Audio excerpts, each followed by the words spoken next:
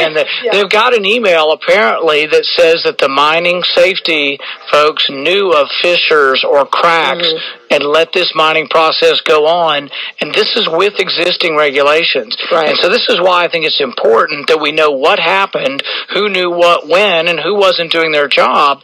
And it's kind of like I say, like even after 9/11, nobody was fired. Right. You had all that information coming about Moussaoui up in Minnesota, and nobody was fired who didn't do their job. Same way with this. I want whoever wasn't doing their job about the oil spill down there, who could have prevented it, they need to be fired. Absolutely. Let's take, we may have two more. Charlie, you're on 84 WHAS with Dr. Rand Paul.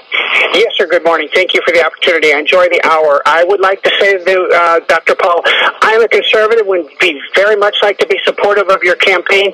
Having said that, in all sincerity, sir, I think you've been your worst enemy so far, and I certainly hope that changes. We all know from a conservative standpoint that the media is against us, and they're going to continue to be or whatever, but I think you've been your own worst enemy, basically. With regard to this morning, your comments to Mandy about the perception of disingenuousness with regards to fundraisers with these people that are doing them for you now that you weren't going to have anything to do with before. I think your answer was disingenuous, and I will tell you why, and then you could respond if you would, please. You basically indicated that they're for you now, whereas they weren't before, and I do understand that. You say they've come around to your standpoint.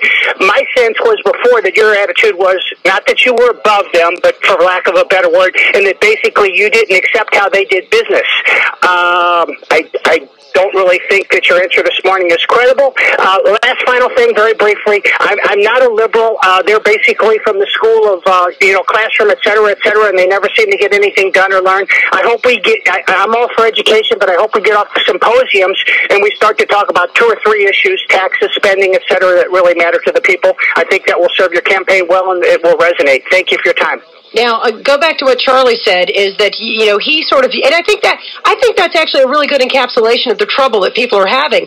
They had put you in this category of being above what currently happens in Washington. I mean, and they really wanted to believe that. Right. And when you go and say, well, we're going to do a fundraiser now, it does smack of, well, we're not above them now when they can raise a little money.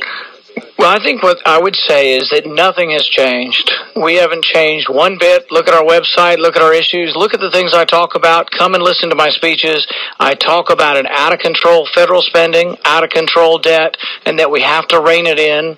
I talk about that I will be an independent voice in the Republican caucus, and I will continue to talk about when Republicans do things that aren't good, like doubling the debt, and Democrats tripling the debt, that I will be a voice for fiscal sanity. I will be a voice for fiscal conservatism, but other people giving us money is their endorsement of my policy, and you will never see me afraid to go ahead and speak out and continue to be that independent voice. All the things that the Tea Party represents, a balanced budget amendment, term limits, some of these people still will disagree with me on these, but I will continue to promote them, reading the bills, that all the bills should apply to the congressman.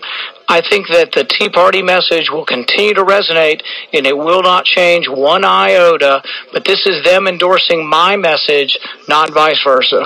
Dr. Rand Paul, I hope to have you in for another hour because I have people all over the line, and the problem is I have all these questions when you come in.